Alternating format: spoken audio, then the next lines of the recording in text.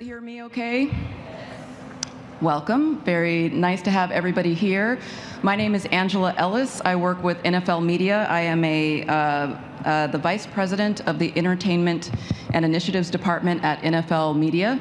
A new department, about a year old, as am I, in the sports industry. So this is going to be a really illuminating conversation for me, as well as being relatively new in the sports space. So I'm going to start off with a couple of introductions, and you all know, obviously, the topic of this panel, officially titled, "It's Not Just a Man's World, Female Faces in Male Spaces." So we'll start off with Rochelle Lindsay. She is the Associate Vice President of Basketball Strategy and Analytics at the NBA. A fellow California native like myself. We've got California in the house, New York, and Louisiana represented up here on the stage. Rochelle, all of these women are very impressive. When we talk about male spaces, and we'll get into this in a bit, but she went to the United States Naval Academy, thank you very much, was an active officer in the United States Marine Corps, and has a Master's of Public Administration from Harvard Kennedy School. So very impressive. Rochelle, like me, you're relatively new to the space, so after I do each introduction, I'm going to ask everyone to just give a brief little synopsis of what you do. So tell us what it means to be the Associate VP of Basketball Strategy and Analytics. Can you hear me? Okay. So in my role, I have a team of data scientists, and we're responsible for essentially evolving the live basketball product to be the most amazing and compelling product it can possibly be. And that involves applying data science to creation of the schedule, rule changes, anything related to player performance, and then hopefully we get to the point where we can be a lot more predictive in our analytics and can predict what the return on investment will be for a lot of the changes that we have. So not automatically what you would think of when you think NBA and basketball, but a very important part of strategy and business. Next, Ms. Star Butler Jemison. She is the SVP, Senior Vice President, thank you very much, of Content Development and Private Events at OVG 360. They're the leading global venue development, advisory, and investment company in the sports and live entertainment space. New role, you're actually officially starting first week of July. Before that, you were with the Milwaukee Bucks in their event space. And the Prudential Center as well. Can you give us a little synopsis of what it is you'll be doing in your current role? Hello, everyone. So in my current role, it will be a combination of basically the experience that I've had over the last couple of years, but I'll just be doing it at a broader stance for multiple venues, which consist of convention centers, arenas, and theaters.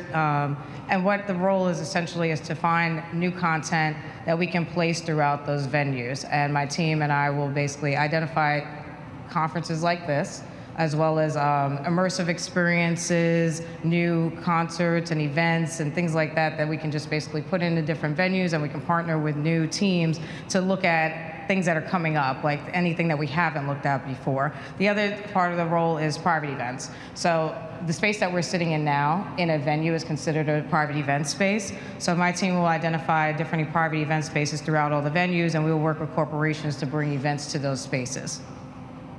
Nice. And Ms. Shanika Dabney Henderson. We were two ships passing in the night at NFL Media, and she is legendary there to this day. She is currently VP of Production with the New Orleans Saints and Pelicans.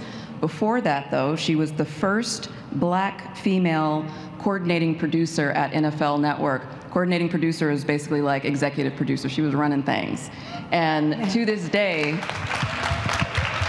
the void that she has left remains a void. There are very few, I think there's one woman, period, working in the news and show division, and they're still looking to fill that void. But my boss, your former boss, the GM of NFL Media, when I told him what I was doing and that you would be here, he was like, "Oh my God, Shanique, I just love her, and she's so great." Everybody says the same thing. So again, you're at New Orleans Saints and Pelicans. Before NFL Network, you, like me, come from a news background. I was in it for about 25 years, ABC News, NBC News, You also did local and network as well, but made the transition to sports journalism in 2015, and we'll talk a little bit about that context, but tell us a little bit about what you do with the Saints and Pelicans. Sure. Well, first of all, thank y'all for being here. The legend Jamel Hill is talking, and y'all came to see us, so I appreciate everyone for being in this room. So I oversee all of the video content for the Saints and Pelicans. Those are the videos that you see on social media.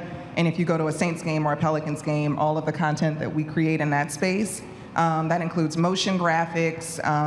You know, we have a pretty small department given the fact that we're covering 2 professional teams, but our job is basically to support all of our internal departments' video needs, whether that's community relations, marketing, PR. If they need a video done, it comes through our group. So, Shanika, I'll start with you. And just so you guys all know the flow, we'll just get into some questions, but try to leave about 15 minutes at the end for you all to be able to ask questions that you need. I don't know if there'll be somebody with a microphone who will come around, but just yell out. We'll figure that out. So we just talked about especially how at NFL Network, there is a big void when it comes to women in general, and particularly with Black women in the editorial space and in the upper management space. You also dealt with that, as did I, in news, 2 very male-dominated industries. Thought it was interesting. There was a 2021 report from the Diversity and Ethics in Sport Institute for Diversity and Ethics in Sport called the TIDE Report. Does anybody ever hear of that report? And they were saying that almost 64% of upper management roles in sports media are held by men, and 80% of those upper management roles are held by white people. What was it like for you as a Black woman when you first entered NFL media and kind of living that reality, that statistic? Woo, child. You know, I will say this, there's been a cultural shift in NFL media in the right direction, but I certainly felt like when I started there that I was walking into a bit of a frat house, in that there weren't a lot of women. There was a lot of like yuck boys stuff happening. And I think I'll give an example. I was sitting in the newsroom, open newsroom, just like working on my stuff. And a manager at NFL Media came in and like playfully threw a piece of paper at my head. And I was like, what? Why are we doing that? Where do we do that at? So, you know, I had to like go to his office and be like, hi, I don't do that. Like, that's not my deal. And I got it. It wasn't from a place of like trying to be disrespectful, but it was functioning very much so like just a guy's place.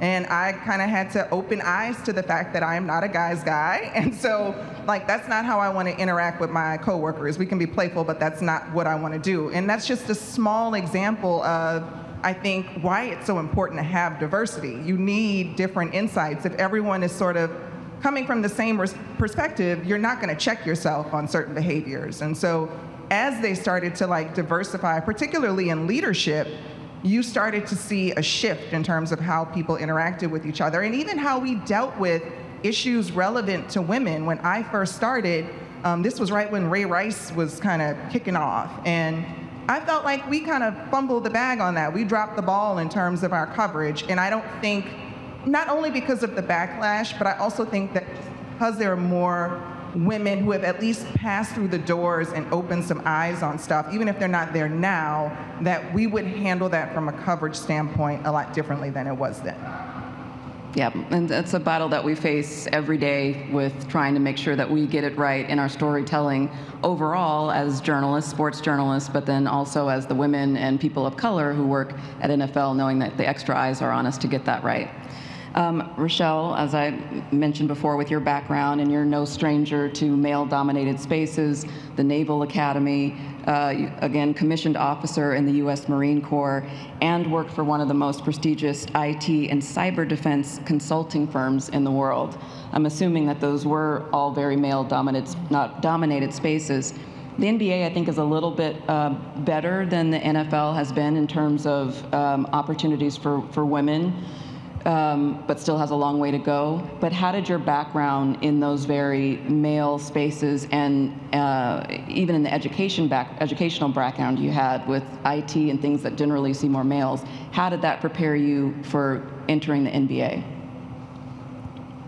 I'll say one thing I want to make a note of is that even though I was in the military and did a lot of things that maybe others have not, that it's not, this experience is not unique. I think that this is something that everyone here is going through, where you're thrown into a new environment, or you choose to enter a new environment where you're unfamiliar with the space, with the landscape, with the people that you know. And so the things that I experienced, they helped me kind of develop those tactical tools to be able to approach, I think, those types of environments. And 3 specific things that I think of. The first is always focus on like the excellence of your work. So something like, no matter if I was at the Naval Academy or the Marine Corps, wherever I was, that I was always focused on, I am the best at what I do, and you can never like have anything to go against that. The second for me is always finding a community. So I have a group of girlfriends from high school in Sacramento that I stay very close with, and we talk about all sorts of things, but always having that support system to be able to rely on, even if they're unfamiliar with the space that you're in. My husband's in the military, and I try to talk to him about stuff. As long as he's listening, I'm okay, you know? But always having a support system, I think, to be able to support you there. And then remembering that, and I think this is where it's really unique to Black women, that we are here trying to pave the way for women coming behind us. Like, I never want my daughter to have to deal with the things that I have had to deal with in the Marine Corps or in the military. I want this to be a much easier process for her when she gets to this point. So always remembering a naval term like rising tides raise all ships, that you really just bring folks along with you on the ride, and it's not just all about you. And Star, your industry with venues and live events has a bit better of a track record when it comes to women, a lot of them being leaders in the industry, but mostly at the early and mid-career positions. And there was a survey by the International Association of Venue Managers that found that when it came to executive level roles, that women only make up 43%. How have you felt that? Did you notice that as you rise through the ranks, and how did you deal with that? Oh, yes, it was very apparent. So I can tell you, coming into the industry, won't give you the year because then I aged myself, but coming into the industry, I did not see anyone that looked like me. There was no one. I had been in the industry for about 5 years, and then I finally learned about Donna Julian, who I just ran into in the other room, and I was able to see her, and she was a general manager for a venue, and she was the first person. And that was it was uncomfortable, honestly, because I was super proud of her, but there was such a disparity. All you could see was everybody else that was coming at the same level as me, or that somebody else that was coming in as an intern. So coming in, it was definitely male-dominated. It was a male, white-dominated space. It still is, too, in effect. I do think that there's been a lot of conscious moves now to bring in young people and bring in new people in the industry. And honestly, I think people are more open to looking outside the industry and realizing that you don't need somebody that's been in sports from day one, necessarily, that there's a plethora of skill sets and people can have transferable skills. So that's helped exponentially. But it was something that I definitely knew, and I'm starting to see grow. I'm conscious of every move that I make because of that, and I always try and look and make sure that I'm opening up doors for other people along the way, whether it's them working directly for me or if I hear about a position. But it's something that is going to still take time. It's going to take all of you coming into this space and this industry to continue to make that change. But it's something that we'll deal with, and we're obviously getting through.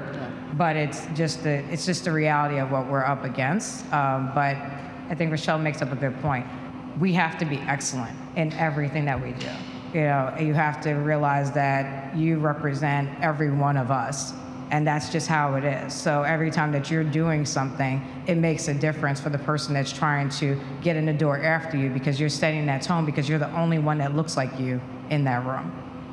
To that point, I attended an executive leadership program last week at Stanford Business School, and it was for all the league people, or people from all the clubs, and then at the league level. And day one, the guy who was moderating our first session, nice guy, white man, said, don't be afraid to fail. That's how you innovate. That's how you learn. Pick up, go on to the next thing. And yes, in theory, that's right, and it makes sense. But as women and as people of color, which that entire audience was filled with, we don't have that luxury and we don't get that grace, because first thing out the gate, you make a mistake, it's like, told you, they're not so great. So that is a weight. How do you all, this is open up to whomever, how do you deal with that and that weight of the responsibility, both to yourself, because we're all, I'm sure, high achievers drive ourselves really hard, but also knowing that we're representing and trying to make space and make a way for those coming up after us. How do you deal with that pressure?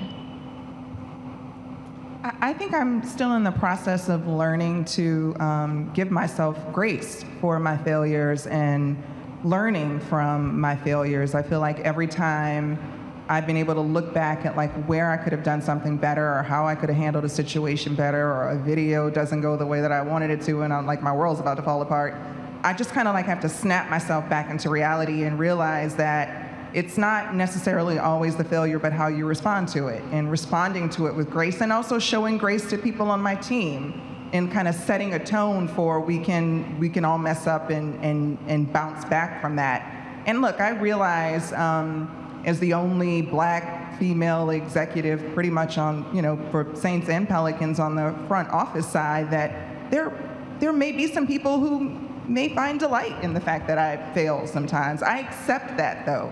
I accept that, and I am motivated by the fact that in spite of that, in spite of anyone who may not want me to succeed, that at the end of the day, I'm going to continue to go. And hopefully inspire others to continue to go and continue to push through whatever challenge they're pushing through, and eliminate those stereotypes and eliminate that need for us to feel like everything that we do, everybody else needs to be accountable for. It's kind of like when you hear about a shooting and Black people are like, ooh, I hope it's not gonna, like we feel this sense of accountability for what every other Black person does. And hopefully we get past that, but it's certainly a work in progress. I think also, I don't know if any of you felt like you were getting a lot more attention, a lot more calls, and hopefully some job opportunities, but especially after 2020, George Floyd, all of a sudden it was like Black people everybody wanted one of us and giving us all these great titles. And I was always really careful. At the time, I was between work. I had left ABC News, was trying to figure out what I wanted to do next, and the calls just like kept coming. And they had these great titles, VP of this, senior this. But each time I would ask the question, is this for show? Are you just looking for a Black person? Or does this position really does it have a budget? Does it have buy-in? Do I have real power? And again, that's another pressure that we face. As good as it sounds and as great as it is to see the posts on LinkedIn, first Black this, we have the first Black team owner with Melody Hobson, part owner now of the Denver Broncos. Huge headlines, but the reality is she doesn't have a seat at the table. The people who bought the team are the Walmart family, and it's basically the same type of ownership of all the other teams of billionaire white men. She's a part of it, but when it comes to being at the table, and I've been in that room when the principal owners are at the league meetings, she won't be there. Do you guys ever feel like your colleagues, male or female, look at you like, well, she's just here, especially in starting new roles, maybe Star, if you want to take this one first, but feel like there's this extra pressure of eyes because of like, oh, she's the only Black, or the first, and people thinking like, well, that's the only reason why she's here, so you have to prove extra hard that you belong there. I will say, when I first got onto this side of my career, so I've been in multiple careers at this point, so coming into this, yes, when I first got into it, I did feel that pressure. I am at the point where I don't care, honestly. And the reason being is because my track record speaks for itself at this point. So I know that I am the best person in that room. But it is something that you struggle with coming into it, because there was a surge. I got the same amount of calls. All of a sudden, you're the most popular kid in the room, and people do look at you, and it's like, oh, you're just the diversity hire. But if you feel confident in what you're doing, you know that you are the best. And even if you're not the best, you're learning along the way, and your counterparts are pretty much at the same level as you, then just go in there and do what you got to do. And it is to a point, like, you can't feel accountable for every person of color, obviously.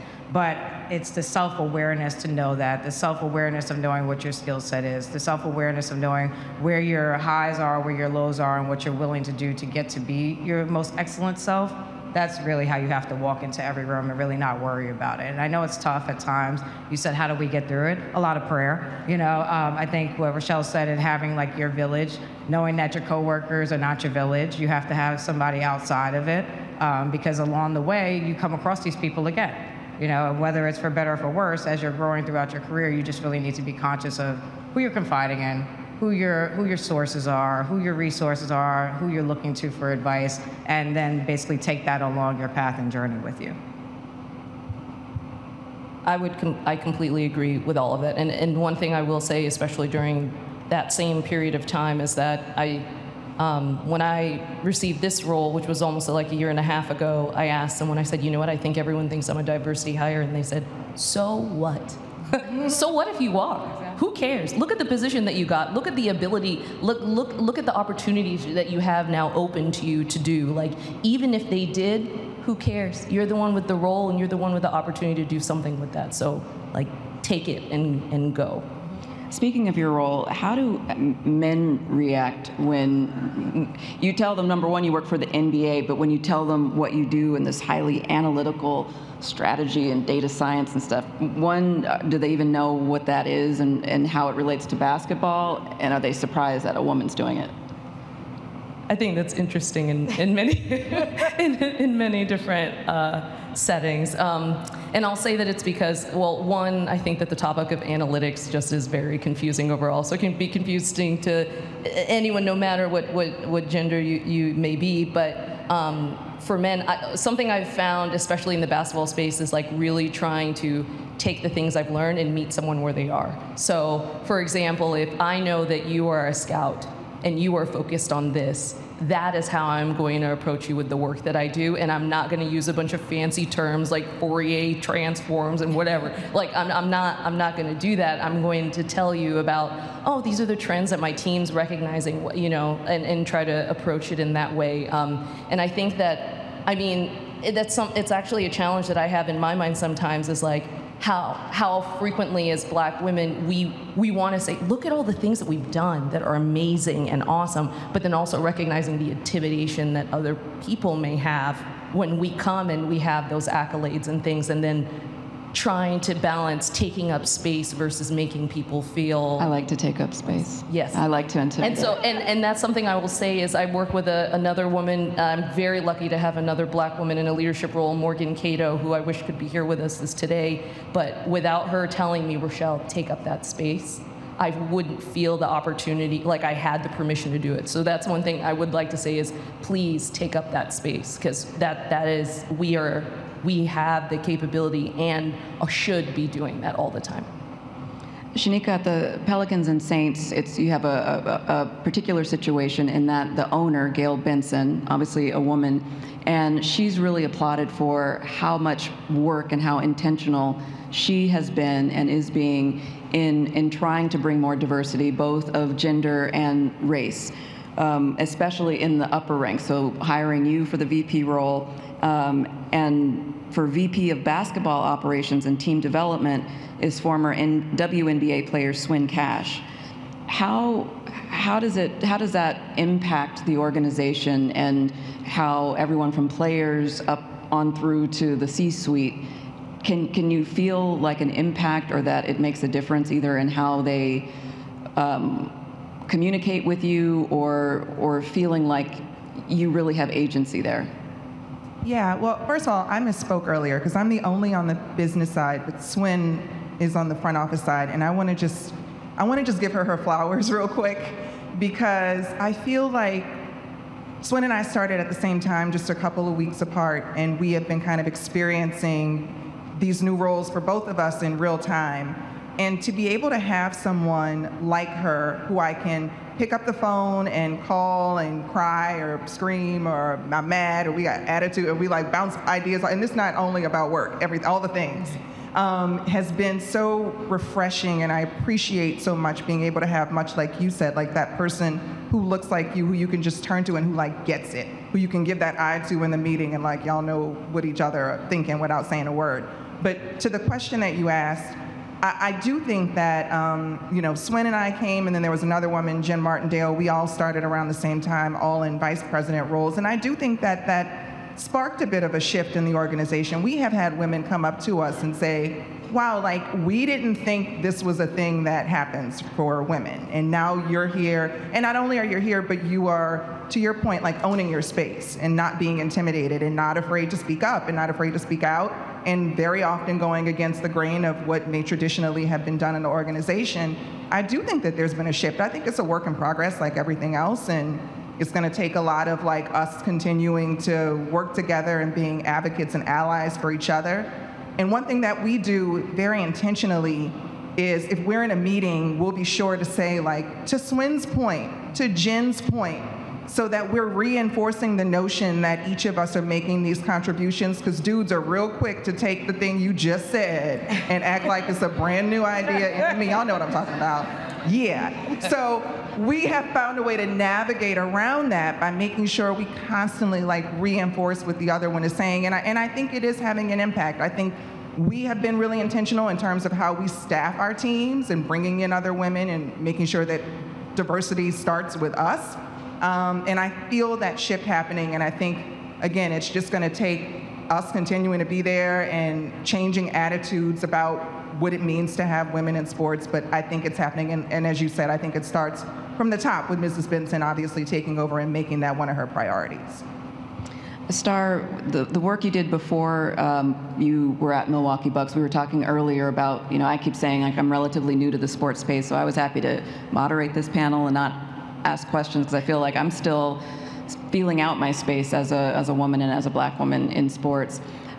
With all the experience you had, entertainment, hospitality, sporting related events at the different venues you've worked at, was there any difference when you started with the Bucks and kind of working in their space in terms of male energy or working for a sports team? Did it feel any different from what you had done before? Well, so prior to them, I was with HBSC, which is Prudential Center, and New Jersey Devils and Sixers. So I've been in the sports realm for a couple of years prior to that. What I will say, the difference of going into the Bucks as being with the other sporting teams was it was around the time of basically right after George Floyd and the diversity. And they did a good job of being intentional about their hires and really realizing that there was a notion and there was an imbalance and basically started to bring in new talent. And you saw it happening, but they did it with really talented people. For example, Raven Jemison, she spoke, we're not related, but she spoke yesterday, and she's an amazing hire behind it. So I think having it happen during that time of change and time of pandemic and everything, and people coming out with new vision, it was the proper time to do that. And now you're starting to see a culture shift, but a good culture shift. And it's gonna take time, but you have more voices at the table. And that's really what I think is the biggest thing of having us in the room. Like different perspectives, you can definitely see, and having the allyship, having somebody else that relates to you and also making sure that your ideas don't get, stolen, and misused, and just having that support system. And it's not just really just a women of color, you also need to find that in males of color as well. Like I've had some great allyship in, some of the males that I worked with. I'll shout out somebody in the room, Leo. Yeah, we worked together at Prudential Center, and we had allyship. And you have to get that along the way, and it really is important. So looking at it, we know what type of male domination that we're talking about, that we're breaking through, but they are willing to work with us. I think it's just also them understanding us and us understanding them, everybody being forgiving in that process and working through that process together, and really just being open to their ideas, your ideas, coming together. How do you work the best? How do you work efficiently to get the job done? Because ultimately, honestly, that's all you're all there to do, is to get the job done. I've got one of my male allies here, Richard Katahi, and very lucky to have a boss who is very supportive and makes sure that I do have a seat at the table all the way up to the owners and down. Obviously, a very particular part of being a woman in male-dominated spaces is how we balance our personal lives, and particularly if we're mothers. Shanika, you have 3 kids, 8, 5, and 3? Wow. I don't have kids. Yeah. I'm a dedicated auntie, but yeah, kids. Yeah. You have 2 kids. How old again, did you tell me? One's almost 7 and 4.5. Also very little, very little.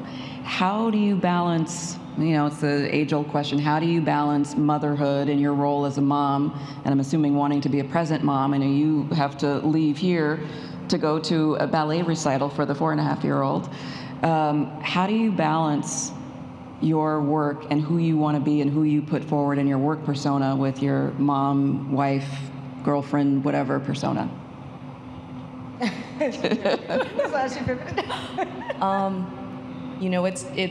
It's difficult, it's challenging. I will say something I try to think of, like even when I was coming here and I was at the airport and my daughter just started bawling, like as they dropped me off, I tell her, I'm like, sweetie, the reason why I do this is because it's for your benefit. It's to make sure that like you have a better life, that you have opportunities, that you can do those things.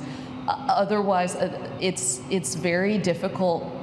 I don't think it's so much difficult for me to balance because I'm blessed and lucky to have like a husband and a mom that are willing to come and help me out in times like of travel. But I will say that, it is always something in my mind that it's something that helps fuel me. I don't think I would be able to have this role in sports and be able to be here without my kids. And so that's something that I always remember, even in those tough, long nights when they are awake and vomiting and who knows what else they're doing. Like you just remind yourself, like, no, like this is what keeps me going. This is why I'm doing this. I think that like some days I do it better than others. I've just accepted like somebody's not going to get the best of me today. Maybe it's my boss. Maybe it's my husband. Hey, babe. He agrees. Maybe it's my kids. Like somebody's just going to get, not my best me because I have tried it. I have tried to be like all the things to all the people all the time, and then I lost me in that. So, like last night, my job got me. Like I was up till 2 a.m. working on something. But then other nights, that computer's gonna stay closed, and me and my kids are gonna do whatever, or me and my husband are gonna have a glass of wine. Like, it's just one of those things. There is no perfect balance, and I think we are often sold the myth that we have to have some perfect balance when we don't. And I feel like during COVID, it really hit home because all of my kids were home, my husband and I were home, work intensified for me in a lot of ways, and I felt like I couldn't escape any of it. Like I'm not leaving to go to an office, just all the things are right here. And it was overwhelming, and I found myself almost sinking into like a depression, and I couldn't understand why I was like bursting into tears at random points, and it was because life was a lot, and I had to, again, give myself grace. Like, girl, look, go sit down somewhere. You don't need to do that. It's fine. Order that pizza. They're gonna be okay. They're having hot dogs tomorrow. It's good, and that is how I have found that's my survival kit, is just being okay with sometimes not everything being okay. And that's applicable at all stages of life, not just being a mom or, a parent or, somebody's significant other, where we just have to take care of ourselves. I was feeling the same way. I was going through a phase where I'm like, why? Like I'm Pisces, so I'm a little sensitive.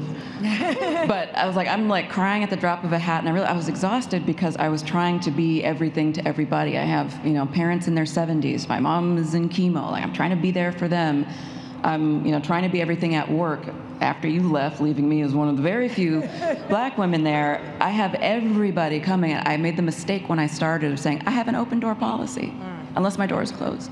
But I'd always keep my door open. And even if it was closed, people would come by, hi, Angela. Not just my team, from across the NFL, both in the New York office and the New Jersey office and my office. And I wasn't getting things done because I was trying to be present. I was trying to connect with people on LinkedIn. If anybody in this room has messaged me and I have not responded, it's because I realized I need to start taking back a little control and setting a few boundaries and not putting pressure on myself like, I gotta respond, I don't want them to think I don't care. This is what I said, I wanna work with this population and help. But believe it or not, I'm an extroverted introvert. It takes a lot out of me, so I need to set boundaries for a minute, and then I'll get back to it and do what I can for other people. When we talk about how we are as women in the workplace, and the whole thing of like a boss or girl boss, and I don't have those little plaques and all that crap. But either how we're expected to be like power brokers, or we're supposed to be mother hens, especially black women. We're supposed to be everybody's Oprah, and come down my office, plop down, hold a pillow, and start telling me their life story. It was very hard to find anything on Star when I'm a good Googler. And I was a good journalist, and I usually can find things, find some old video or some post. There's nothing on social media. She only does LinkedIn. And then even, so I looked at her activity history, and I could see a few likes. So there was one thing that you liked that brings me back to this point. It was a quote that said, "I am not impressed by your money, position, or title. I am impressed by how you treat others." And the title of the article was, or the article topic was about being nice, being a nice, decent human being at work and not always being that, power bitch at work. Why did you like that? Like, what about that resonated with you? Well, it really is a combination of many life experiences. It's kind of crazy because when you talk about things, people talk about like male. A lot of the stuff for me throughout my career has come from other females, like just to be completely frank. So in looking at that, I think I saw it at first thing in the morning. I was just honestly reflecting. I do prayer every morning. I was reflecting over the course of my life. And I was thinking, I was like, the only thing that resonates with me is people that are genuine and people that are nice and that that are kind. And those are the people that I want to work with. That's the type of environment that I want to be in. And honestly, that's the type of legacy that I want to leave. But you can't control everyone else. So I realized in that moment, I was like, I'm just going to always continue to be my best self, the best version of myself. I can't really do anything about anybody else. But if someone's being not so nice, and then you take a step back, you have to realize that it's really not about you. It has to do with them and their issues, and you're going to come up against those. And I always take a lot of those things as life lessons. A lot of times when I'm uncomfortable, I feel like it's always the universe and God telling me, like, I need to make a move. I need to look at myself. It's self-reflection. It's time for me to adjust things on my end, or maybe I need to adjust my attitude. So I always, like, that quote just always stands out to me. I've seen it several times, but I really do think, like, kindness gets you everywhere. And just to go into a further note, in this industry, your network is your net worth, and how you basically show up every day and how people know you is what's going to open up the next door for you, and it will come from a crazy unknown source just because you decided to be kind to somebody when they were at their lowest.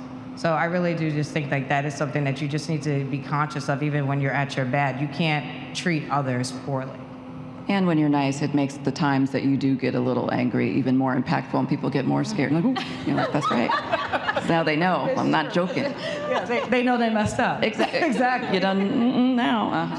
I think we have. I want to make sure we have enough time for Q&A in here for you guys. But there are a couple of just important points that I think for us, again, as women, appearance, and how when we walk into a room, that's the first thing that we're judged on, definitely much more so than men, both by men and by women. How we wear our hair, whether and how much makeup we wear, how we dress.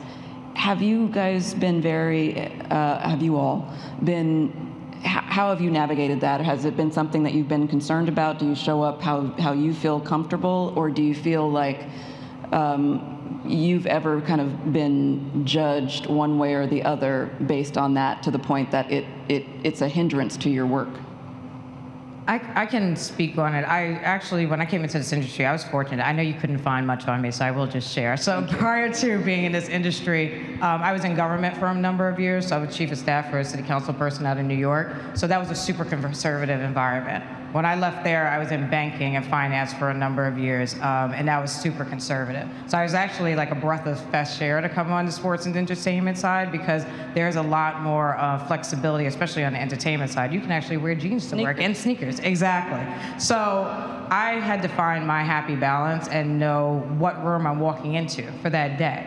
Am I coming to work? Am I going to be wearing jeans, or am I going to be wearing a suit? I think you have to really just forecast what's going on in your week. I think planning has a lot to do with it as well. So obviously I'm here kind of suited and booted, but a little bit relaxed. But if I was going to work some days, I'm not going to be booted like that. But you have to be appropriate for your environment and also for what you want to be perceived as, because you do know that. You know, walking into a room, that's how they're looking at you. But do you all ever use it as a power tool? I mean, I don't, I'm 5'9", I don't really love wearing heels, but if I'm going into a room with, if it's all men, especially when I worked in news, and I would have, meetings every day with the president of ABC News, and I would make sure I would put my heels on so I'd be taller than him so I can look down and say, what? And I would make sure that I dressed the part. So I'm like, if you're going to take me in and be judging me, take it all in. Do you all ever do that? Like, use it as a tool, especially, you know, Not that tall. Good-looking crowd of people, and you know, like, that's another way of turning that power around. I can neither confirm nor deny. But you know what? It at first it did. It consumed a great deal of my time because I was coming from a background. I worked at a research center, and you know that the needs for clothing and looking a certain way are very different. I spend a lot of time near the basketball court. I know if I show up in a polo and jeans, someone's going to think I'm the ball girl, and they're going to think that, you know, or they're not going to respect the position that I have. And so something I've found is just, well, one, I pack monochrome things so that if something gets messed up, I can go somewhere else and I can get it and it works and the shoes match and it's all good. And then, but second, like things that just, like I've realized, yeah, like I'm gonna look good so that I feel I am proud of representing who I am and what my brand is when I walk into a room. And so if that's how I feel and that's what I'm doing, then Yeah, that's a good point. this is good. It's a good day. You know what I'm obsessed with about me?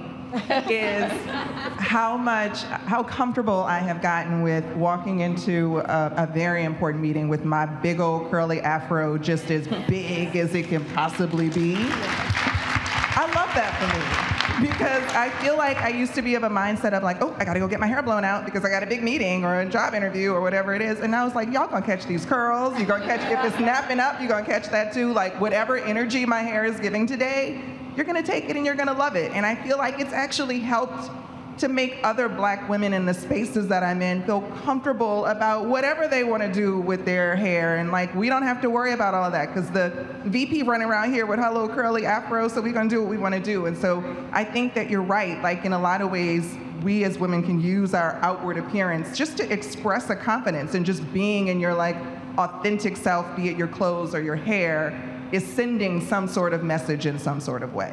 Yeah, I also like to confuse the white folks. Like, so that just when they get comfortable and think like, oh, she's like one of us, she's from Banana Republic, bam, I get something like, I do a lot of Instagram shopping of like the African fashion styles, both from Africa and London, so I'll like throw those in and everything. One other point that I think is really important for this audience that I want to get to is money. It's one of the hardest things for women to talk about, women across the board, how to ask for what you're worth, how to know what you're worth, how to fight for yourself, and to talk about it, and like, do you share it with others?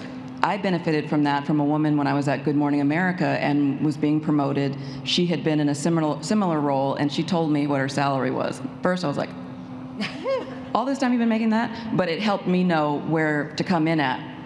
How do you all manage money when it comes, the money conversation at work of, one, making sure, how do you find out what your worth is and then demand it? I research, and my friends in the audience know I have a database of salaries. I basically collected, like, collecting baseball cards. So basically, I ask people. I ask them. I don't violate their confidence, but I go through my network. I ask what they're making. If they're not comfortable saying it, I ask them what is the range of their role.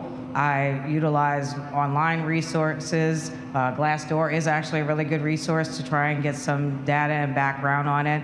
I really think it just needs to be an open conversation. My core network, we definitely talk about different salaries. But the one thing that you really need to do is, if you have a confidant that is not a person of color, especially a white male, you need to ask them what they're making or get a range. And the woman who told me was white, and a white male boss was my deep throat, was my inside source who really gave me the lowdown. And that's what I want to be paid. Mm-hmm. I want to be paid what he's getting paid. And that's basically how I set my standards. And I look at other like roles. I'm always looking what role I'm going into next, and I do research on that role so that when the call does come, I know exactly what I'm asking for, and I just take whatever they offer as a suggestion, and that's not what I'm accepting. Mm-hmm. Exactly. Just the last thing before we open it up for questions is, I know that I like to leave as a parting thing in terms of advice or people asking, and some of the LinkedIn questions about any helpful advice, and I just recently consolidated it into 4 H's: hard work, honesty, humility, and humor. I think if you approach life, but especially work and your career with those 4 things, you're pretty much all the way there. You're doing the work. You're not looking to skip steps and be like, how do I become a VP? Because Gen Z and some millennials be doing that. And how you show up to actually do the job so that you know all the stages that it takes to get up when you are VP because you've done it yourself. Being humble, not being, you can still have confidence, but the humility to know what you don't know. Honesty, both in how you approach people and being honest with yourself. And then none of that matters if you're a pill. Like, have some personality, humor, I think that comes in. And especially, I think, for women and Black people in particular, we go into spaces thinking that we have to be so buttoned up and we don't show personality, and then they think we have attitude, and then the whole thing just spirals. Show up when they say as your authentic self, your appropriate work authentic self, but have some personality. What are your, each one of you, if we can go down the line, if you would say like your bit of advice for how to show up in your career? I would say that my biggest one for me is discipline.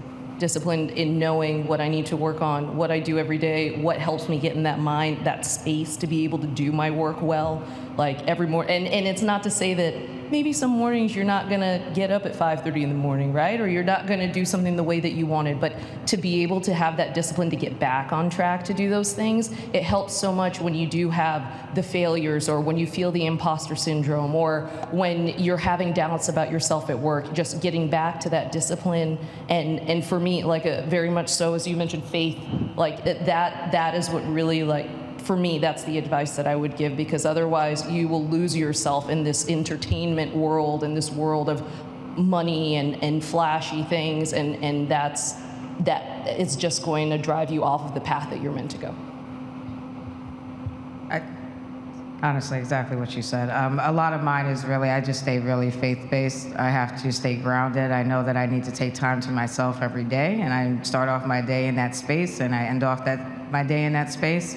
I think having those affirmative I am statements are something that you all need to do for yourselves if you're not already doing it, because when things are not going well, and they won't go well every day, you need to have something that you can look at and you can read that to yourself to get yourself back in that mindset. Every day is not going to be a great day. That's just a reality of it, but you have to remember your core, and then honestly having those people outside of work and realizing that this is their jobs. At the end of the day, we work so that we can fulfill a part of our lifestyle, but you also work so that you can provide for your family, provide for yourself, and enjoy life. And don't let your job be everything. Be your excellent self when you're there. Show up and make sure that you're putting your best foot forward, but also remember who you are and why you're doing it. I think what's been really useful for me is just to have a consistent brand in terms of how I interact with people. So how I'm interacting with the intern and how I'm interacting with the owner, there's a consistency there. You're not going to see me being one way and then being completely brand new with someone else. And I think when other people see you as a consistent person and they see that you're an authentic person, they're more willing to work with you, they appreciate you, they respect you, they trust you. And I have found that has served me well in my career, for me to just be consistent in the way that I treat everybody and my expectation of how I am treated by everyone. I don't let somebody talk to me sideways because of their title. If I'm giving you a level of respect, I expect the same thing, and that's served me well in my career. So I want to open up for questions. Is anybody, is there a microphone situation? Oh, okay. I'll let you just go to whomever.